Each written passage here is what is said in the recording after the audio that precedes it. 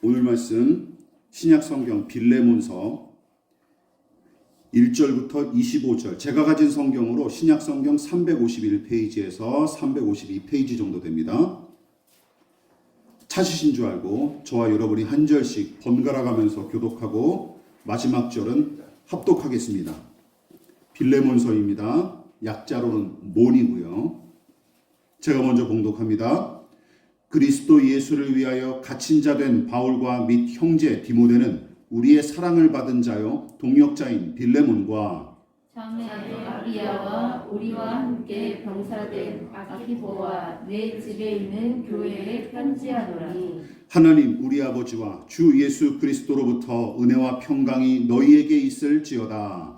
내가 항상 내 하나님께 감사하고 기도할 때 너를 바라본 주 예수와 및 모든 성도에 대한 내 사랑과 믿음이 있음을 들음이니, 이로써 내 믿음의 교제가 우리 가운데 있는 선을 알게 하고 그리스도께 이르도록 역사하느니라. 형제여, 성도들의 마음이 너로 말미암아 평안함을 얻었으니 내가 너의 사랑으로 많은 기쁨과 위로를 받았노라. 이러므로 내가 그리스도 안에서 아주 담대하게 내게 마땅한 일로 명할 수 있으나, 도리어 사랑으로서 간구하노라. 나이가 많은 나 바울은 지금 또 예수 그리스도를 위하여 갇힌 자 되어 갇힌 중에서 낳은 아들 오네시모를 위하여 내게 간구하노라. 그가 전에는 내게 무익하였으나 이제는 나와 내게 유익함으로 내게 그를 돌려보내니 그는 내 신복이라. 그를 내게 머물러 있게 하여 내 복음을 위하여 갇힌 중에서 내 대신 나를 섬기게 하고자 하나, 다만 내 승낙이 없이는 내가 아무것도 말하기를 원하지 아니하노니, 이는 너의 선한 일이 억지같이 되지 아니하고 자의로 되게 하려 함이라. 아마 그가 잠시 떠나게 된 것은 너로 하여금 그를 영원히 두게 함이리니, 이후로는 종과 같이 대하지 아니하고 종 이상으로 곧 사랑하는 형제로 들지라. 내게 특별히 그러하거든 하물며 육신과 주 안에서 상관된 내게라. 그러므로 내가 나를 동역자로 알진대 그를 영접하기를 내게 하듯 하고, 그가 만일 내게 불의를 하거나 내게 빚진 것이 있으면 그것을 내 앞으로 계산하라. 나 바울이 친필로 쓰노니 내가 갚으려니와 내가 이외에 내 자신이 내게 빚진 것은 내가 말하지 아니하노라. 오 형제여, 나로 주 안에서 너로 말미암아 기쁨을 얻게 하고 내 마음이 그리스도 안에서 평안하게 하라. 나는 내가 순종할 것을 확신함으로 내게 썼노니 내가 말한 것보다 더 행할 줄을 아노라. 오직 너는 나를 위하여 수소를 마련하라. 너희 기도로 내가 너희에게 나아갈 수 있기를 바라노라. 그리스도 예수 안에서 나와 함께 갇힌 자 에바브라와 또한 나의 동역자 아가, 아리스다고, 데마, 누가가 문안하느니라. 다 같이 우리 주 예수 그리스도의 은혜가 너희 심령과 함께 있을지어다. 아멘. 말씀의 제목을 같이 한번 읽어보도록 하겠습니다. 자, 시작. 빌레몬과 오네시모를 위하여. 빌레몬과 오네시모를 위하여라는 제목으로 하나님 말씀 전하도록 하겠습니다. 오늘 우리가 다시 은혜를 나누기로 한 이 빌레몬서는 3년 전인 2020년 6월 14일 주일에 첫 번째 강해를 시작했으나 두 번째 강해는 그 다음 주일이 아니라 3주 뒤인 7월 5일이 되어서야 이어갈 수 있었습니다. 왜냐하면 여러분들이 아시다시피 6월 21일 주일은 불의의 사고로 먼저 간 둘째 딸의 아버지로서 장례를 치러야 했고, 그 다음 주일이던 28일은 한 가정의 가장이자 한결교회의 목회자로서 남은 가족과 함께 슬퍼한 교우들을 붙들어야 할 책임감을 느꼈기에 일주일 내내 눈물을 머금고 쥐어짜내듯이 살아가고 사랑하고 신뢰하기란 설교를 나눴었기 때문이죠. 그러니까 제 입장에서는 먼저 간 딸이 마지막으로 들은 설교가 바로 오늘 우리가 함께 나눌 빌레몬서 첫 번째 강해이고, 그로 인해 빌레몬서는 저한테는 각별하면서도 서글픈 성경으로 남게 된 셈입니다. 게다가 오늘은 2014년 4월 16일에 일어났던 세월호 참사 9주기이고 이제는 저도 자식을 먼저 떠나보낸 부모가 되어 3년째 이날을 맞이합니다. 그러나 304명의 희생자들의 이름과 저희 둘째 딸의 이름을 기억하는 사람은 시간이 흐를수록 점점 더 줄어드는 게 현실입니다. 가난하고 약하고 소박하게 살았기에 쉬이 잊혀지는 이름들이 있어요. 그러나 가까이서 사랑했던 사람들의 가슴에만 남겨진 그들의 이름입니다. 그런데 빌레몬서도 마찬가지예요. 바울이 너무나 사랑하고 아꼈던 사람이 바로 본문에 등장하는 두 사람 빌레몬과 오네시모였고 두 사람의 이름은 그들을 제 자신만큼 사랑했던 바울한테만 기억될 운명이었으나 하나님은 그들의 이름을 친히 기억하시고 더 나아가 성경으로 남겨두게끔 은혜를 베푸셨죠. 이 사실이 여러분에게 위로와 소망을 주십니까? 저한테는 그랬습니다. 하나님이 이런 사람들의 이름을 기억하시는구나. 그러면 내가 아는, 내가 사랑하는 그 사람들도 하나님이 기억하시겠구나 라는 소망과 위로를 얻었습니다. 그래서 이 작은 이야기는 더더욱 빛을 발하죠. 대표적인 성경이 구약의 예언서인 오바댜로서 전체 내용이 총 21개 구절로 이루어진 딱 한 장 분량의 성경이죠. 그런데 한 장 분량의 성경은 신약에도 여러 개가 있습니다. 우리가 살펴본 빌레본서가 바로 그 중 하나고 요한의 두 번째 편지와 세 번째 편지 그리고 유다서가 각각 한 장씩 기록된 성경이죠. 아무튼 먼저 빌레몬서의 배경과 줄거리를 먼저 우리가 살펴볼 필요가 있습니다. 왜냐하면 빌레몬서의 분량은 매우 적고 편지 내용 자체는 그다지 어렵지 않습니다. 하지만 사전 지식이 없으면 이게 도대체 무슨 내용인지 종잡을 수가 없기 때문이죠. 따라서 이런저런 설명을 귀찮아하거나 어려워하지 마시고 잘 따라와 주시기를 부탁을 드리겠습니다. 자, 우선 빌레몬서의 원제는 히라보로 프로스 필레모나, 즉 빌레몬에게 보내는 편지이고 디모데와 디도에게 보낸 편지처럼 개인의 이름을 제목으로 붙인 성경입니다. 그러나 1절과 2절에서 보는 바와 같이 빌레몬만 보도록 보낸 편지가 아니에요. 다른 믿음의 사람들, 즉 교회가 다 같이 열람하도록 쓴 편지인 것이죠. 언급했다시피 중요한 것은 무엇입니까? 바울이 이 편지의 저자이고 수신자는 골로새 교회의 일원이었던 빌레몬이라는 사람이었습니다. 빌레몬이 골로새 교회에 속한 사실은 바로 우리와 함께 병사된 사람으로 언급된 아키뽀라는 사람이 등장하죠. 이 사람을 통해 알 수 있습니다. 2절에 등장하죠. 그 아키뽀가 바로 골로새서에 등장하기 때문입니다. 골로새서 4장 17절 같이 읽어볼까요? 시작. 아키뽀에게 이르기를 주 안에서 받은 직분을 삼가 이루라고 하라. 자, 그러므로 2절에서 언급한 내 집에 있는 교회에 편지하노니 라고 말한 대상은 바로 빌레몬을 비롯한 골로새 교인들을 가리키는 것이죠. 그러면 바울은 어떤 이유로 어떤 목적으로 이 편지를 썼을까요? 심지어 옥에 갇힌 상태였습니다. 게다가 다른 편지들처럼 교회 공동체가 직면한 문제를 진단하고 어떤 복음에 입각한 해법을 내놓는 등의 거창한 내용도 없어요. 또한 로마서나 에베소서처럼 탁월한 어떤 신학적 내용을 담은 편지도 아닙니다. 그저 빌레몬이라는 한 사람에게 개인적으로 부탁하고 싶은 일이 있어서 보낸 편지라는 것이죠. 그러면 바울이 빌레몬에게 부탁한 일은 무엇이었을까요? 바로 빌레몬의 종, 노예였던 오네시모라는 사람에 관한 일이었습니다. 자, 물론 오네시모의 정확한 신상은 성경을 통해 자세히 알기가 어렵습니다. 다만 본문을 통해 짐작해 봄직한 내용이 몇 개 있는 것이죠. 자, 우선 바울이 10절에서 뭐라고 얘기하고 있습니까? 갇힌 중에서 낳은 아들로 부른 것을 보면 바울보다 이 오네시모가 연배가 낮을 뿐만 아니라 바울이 옥에 갇혔을 때 우연찮게 만났던 게 틀림없습니다.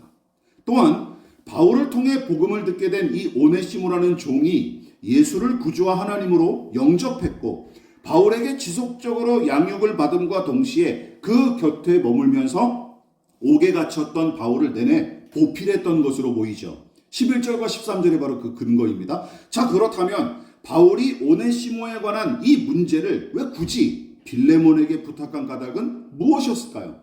빌레몬과 오네시모와의 관계를 알 수 있는 구절이 몇 개 등장합니다. 2개 등장하죠. 11절과 12절 같이 읽어볼까요? 시작.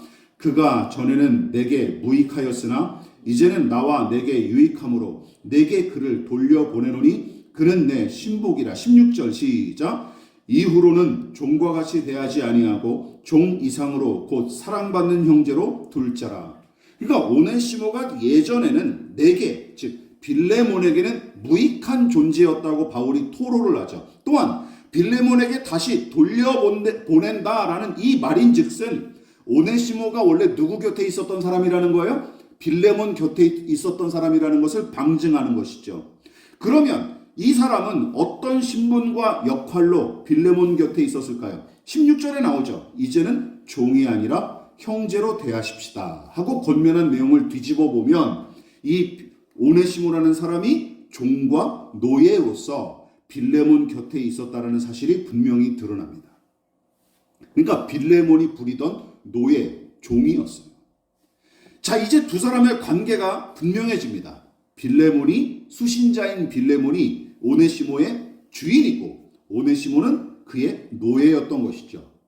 그런데 예전에 오네시모라는 이 종이 문제를 일으켰던 것 같습니다. 그 내용이 18절을 통해서 유추해 볼 수 있는 것이죠. 같이 읽어볼까요? 시작. 그가 만일 내게 불의를 하였거나 내게 빚진 것이 있으면 그것을 내 앞으로 계산하라. 무슨 일을 오네시모가 저질렀는지 정확히 알기는 어렵습니다. 그러나 바울이 그가 빚진 것을 내 앞으로 달아놓으시게 하고 권면한 것을 보면 아마도 오네시모가 재산 등의 금전적인 부분에서 빌레몬, 주인인 빌레몬에게 손해를 끼쳤던 게 틀림없어요. 그가 주인의 재산이나 금품 일부를 빼돌렸던지 아니면 사기를 쳐서 손해를 입혔던 것 같습니다. 그런데 문제는 뭐냐면 이게 노예가 저지를 일이 아니에요. 당시는 노예가 주인의 재산이나 금품에 손해를 끼쳤다면 죄를 물어서 아주 무섭게 채찍질하거나 짐승처럼 팔아치우는 시대였습니다. 그러니까 노예는 1인간이 아니었어요. 그냥 짐승과 같은, 가축과 같은 존재였던 것이죠. 그래서 노예가 그런 짓을 저지르면 그냥 무자비하게 채찍질하거나 그냥 쫓아내버리면 되는 거예요. 더 나아가 어떤 일도 가능하냐면 주인이 노예의 목숨까지 함부로 죽일 수도 있었습니다. 주인이 죽이면 아무도 터치를 못했어요. 예, 주인에게 권한이 있기 때문에. 심지어 로마 황제라도 주인의 허락 없이는 남의 노예를 함부로 다룰 수 없었습니다. 왜냐하면 노예는 사유재산에 해당했기 때문이죠. 사유재산. 그래서 오네시모는 주인의 재산에 손해를 입힌 뒤 처벌이 무서워서 곧장 도망쳤을 가능성이 큽니다. 그러다가 우연히 믿음의 사람들을 만났고 그들을 통해 옥에 갇혀있던 바울을 찾아가서 복음을 들은 후 예수를 영접했으며 그 후로도 계속 바울과 전도자 일행을 옥바라지했던 것으로 보입니다. 그래서 바울은 그가 뭐라고 소개하고 있는 거예요? 그가 전에는 무익했으나 이제는 유익한 사람으로 변했다 하고 소개를 하는 것이죠. 사실 이 오네시모라는 이름도 재미있습니다. 오네시모의 이름 자체에 무슨 뜻이 있어요? 히라보에 유익하다라는 뜻이 있는 거예요. 당시 노예들이 흔하게 쓰던 이름이 바로 오네시모라고 합니다. 개똥이, 우리나라 머슴 부를 때 개똥이 소똥이 뜻이 거기서는 이제 종을 부를 때 오네시모, 쓸모 있는 놈, 이제 이렇게 불렀다라는 것이죠. 가축이나 재산처럼 쓸모 있기를 바라서 노예들에게 흔히 붙이던 이름이 바로 오네시모라고 합니다. 그런데 집안일을 돕고 주인을 보필하기 위해 구매했던 노예가 도리어 주인의 금품이나 재산에 손해를 입히고 도주했다가 바울을 비롯한 믿음의 사람들을 만나게 된 것이죠. 그가 어떤 상태에서 바울을 만났는지 정확하게 알 수 있는 길은 없습니다. 어떤 사람들은 바울과 함께 옥에 갇힌 상태에서 복음을 들었다고 주장하는 반면 어떤 신학자들은 에베소까지 도주했다가 바울을 비롯한 믿음의 사람들과 교제하게 된 거로 주장하기도 하죠. 저는 후자 쪽을 지지하는 편입니다. 근데 중요한 점은 오네시모가 도망자 신세로 이리저리 도망다니다가 만난 사람이 하필 누구였어요? 하필 빌레몬의 영적인 스승인 바울이라는 사실이죠. 우연도 이런 우연이 도대체 어디 있습니까? 즉 주인 양반과 친분이 있었던 바울과 교인들을 만났고 거기 더하여 그들이 섬기는 예수를 오네시모도 믿고 영접하게 된 것입니다. 여러분 이거 대단한 우연 아닙니까? 이 정도면 우연이 아니라 필연이죠. 그리고 더 나아가 하나님의 간섭과 인도하심으로 봐도 무방합니다. 그러면 예수를 알지 못한 채로 노예로 살던 이 도망자가 믿음으로 거듭난 새 사람이 되었으므로 더는 문제 삼을 게 없었을까요? 과거는 묻어두면 그만입니까? 누군가 이런 얘기 자주 하죠 요즘. 과거를 묻어둡시다. 지난 일 뭘 그렇게 자꾸 끄집어내냐. 과거를 묻어두면 그만입니까?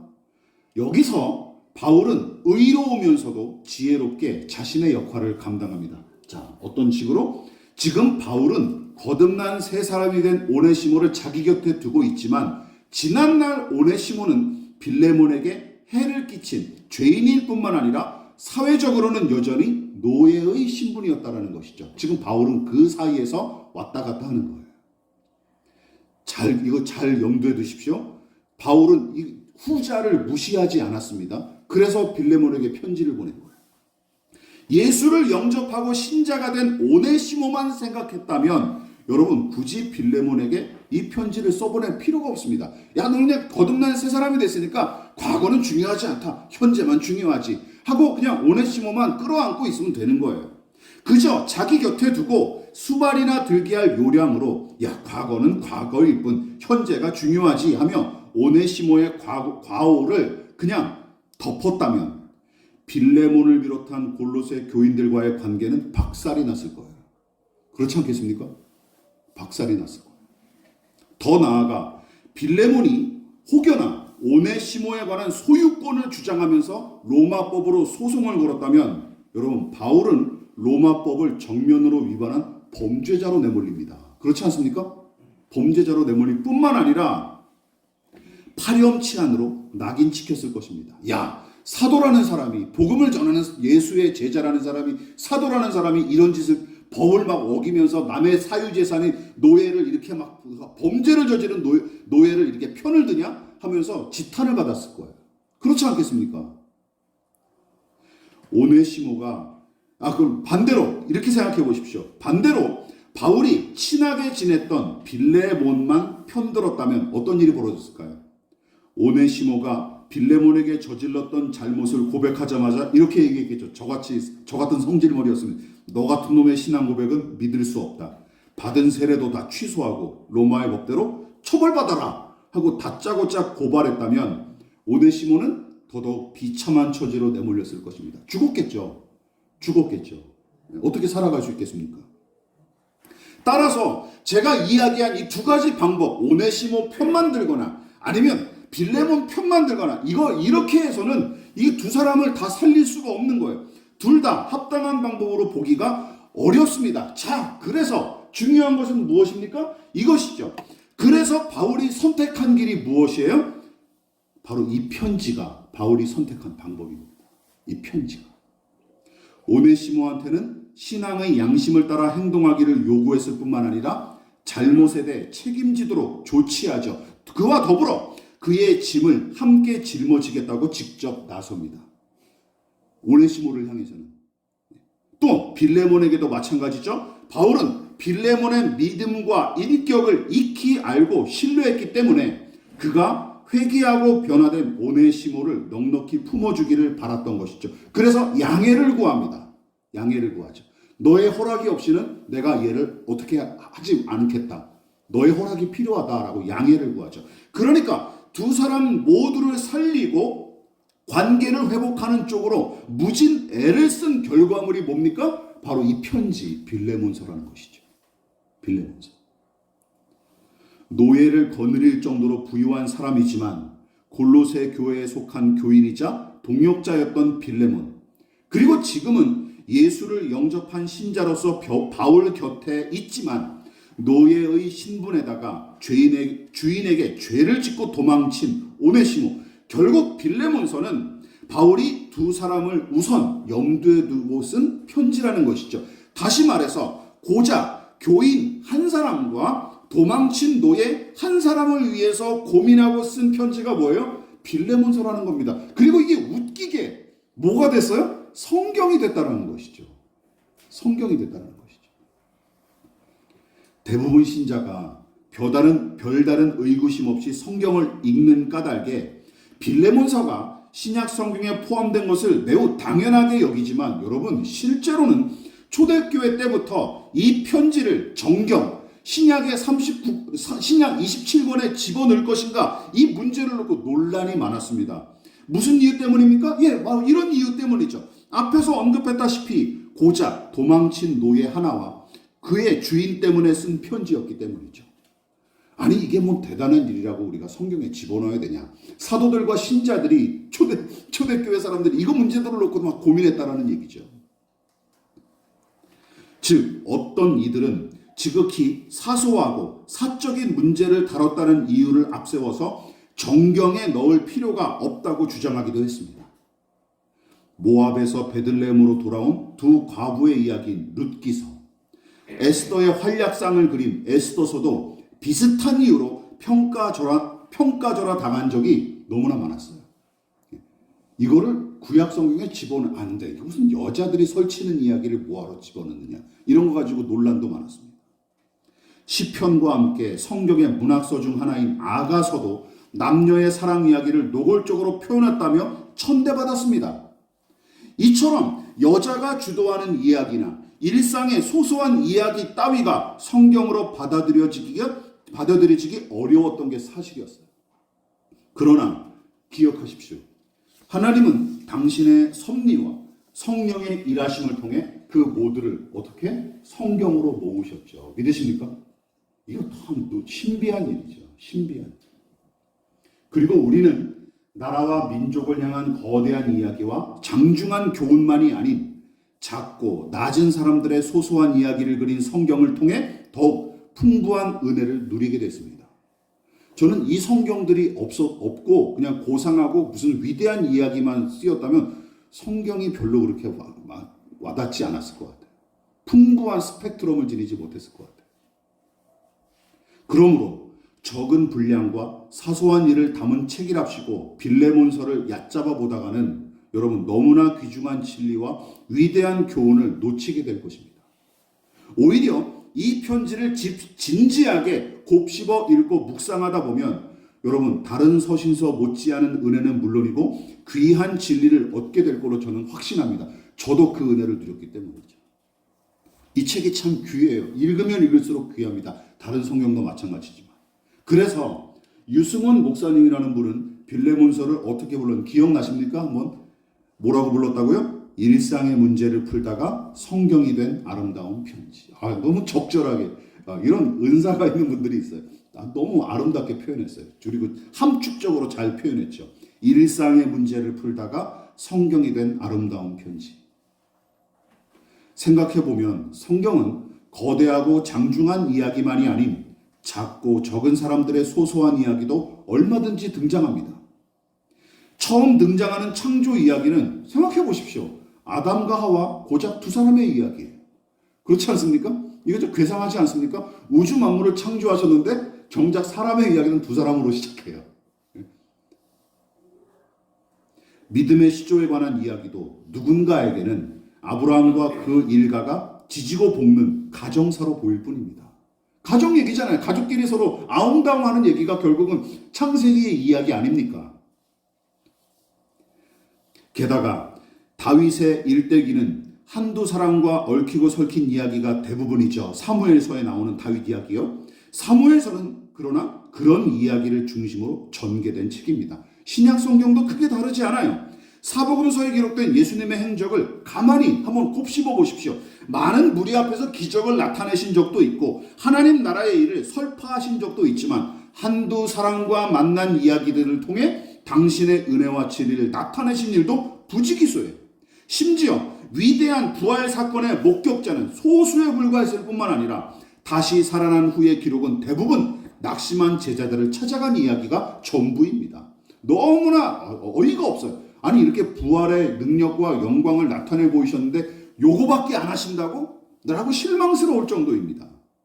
사도행전도 마찬가지입니다. 많은 신자가 오순절에 마가의 다락방에 임한 성령 강림 사건과 함께 베드로의 설교로 수천 명이 믿고 세례받은 일 등의 굵직한 사건만 기억하지만 정작 에디오피아 네시와 빌립과 베드로와 고넬류, 사울의 회심과 바나바의 조력, 바울이 만난 루디아, 자주장사 루디아와 귀신 들린 여종 등등, 여러분 소소한 만남을 통해 전개된 이야기가 사도행전에 훨씬 더 많은 분량을 차지해요.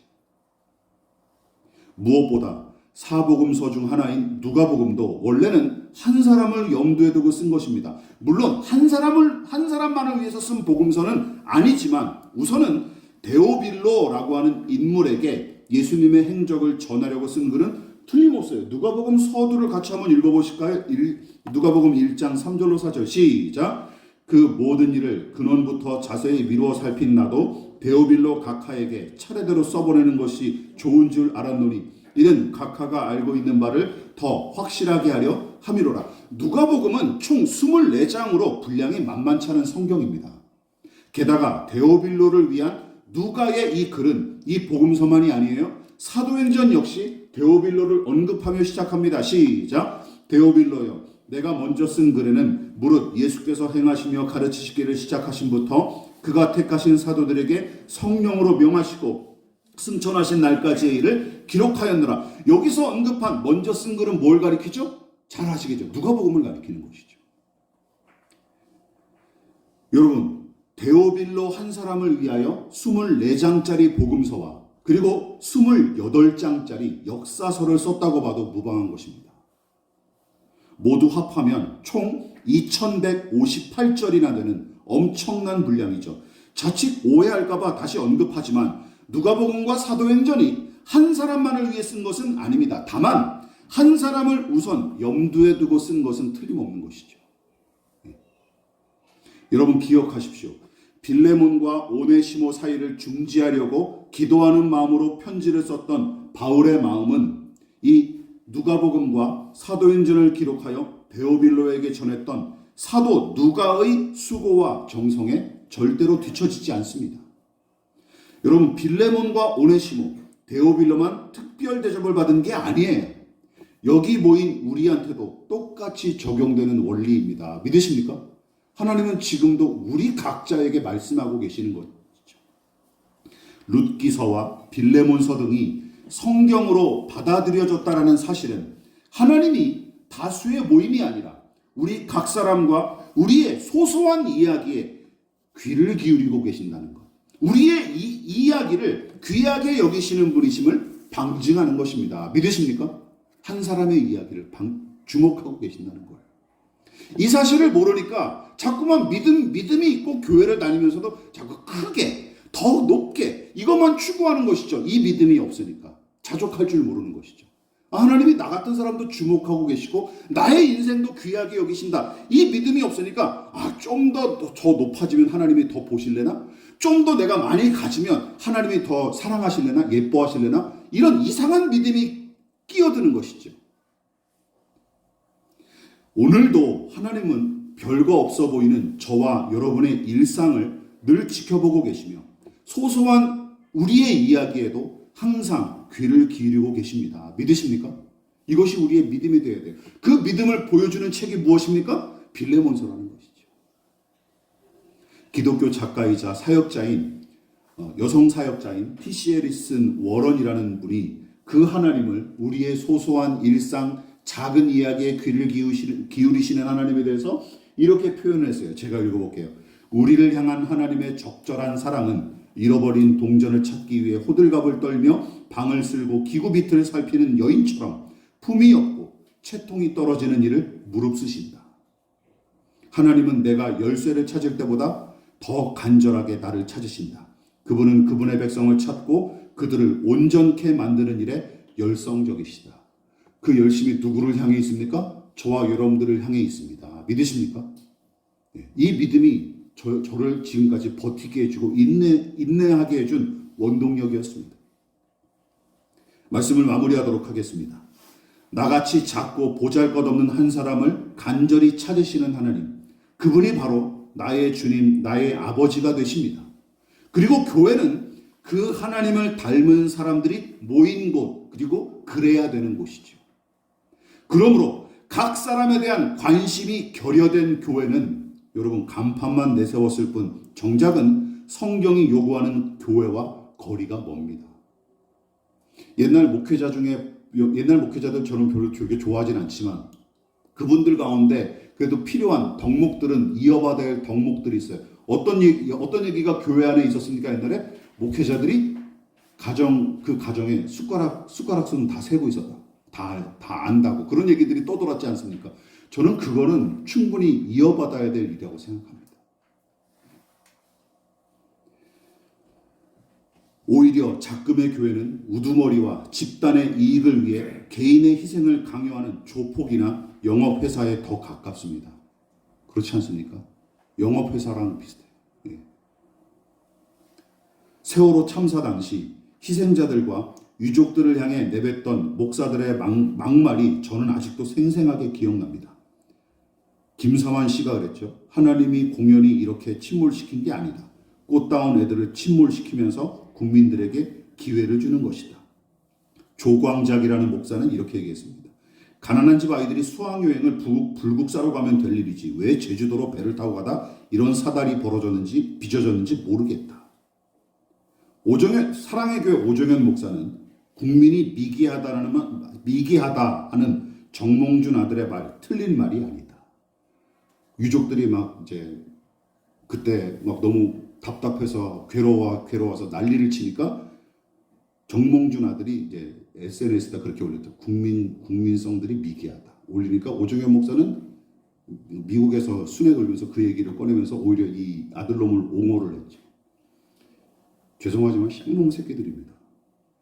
이런 작자들이 같은 목사이자 기독교인으로 대접받는 현실이 저는 수치스럽고 화가 날 뿐입니다.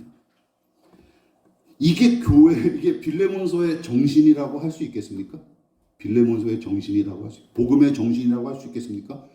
이런 사람들을 제대로 비난도 못하고 끌어내지도 못하는 교회, 이게 바로 한국 교회의 썩은 모습을 방증하는 아주 좋은 모습이에요.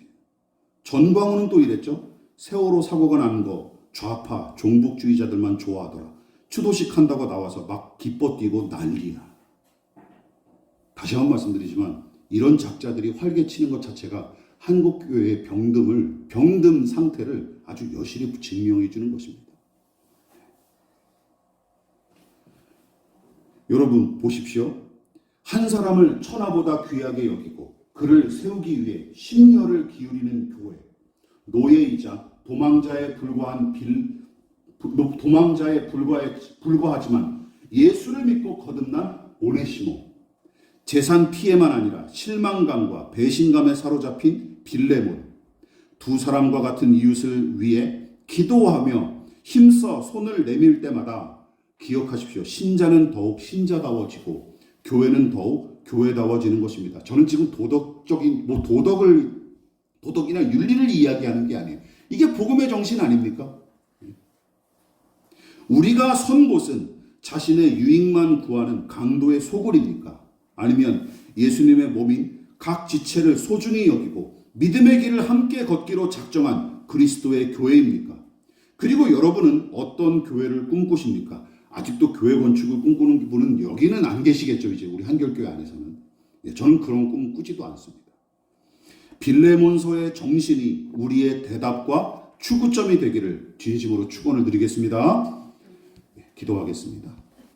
지금은 우리를 위하여 십자가에 몸버려 피 흘려 돌아가신 예수 그리스도의 한량없으신 은혜와 하나님 아버지의 지극하신 사랑하심과 성령 하나님의 영원한 사귐이 우리의 작은 신음에도 응답하시고 우리의 소소한 일상도 소중히 여기시어 주목하시는 하나님을 경외하기 위해 겸손히 머리 숙인 사랑하는 성도들의 머리머리 위에 저들의 가정과 직장과 사업장과 학업과 장래 가운데 이 나라의 민족과 한국교회와 저 북녘의 동포들과 세계와 열방 가운데 지금부터 영원히 함께 하시기를 간절히 축원하옵나이다. 아멘.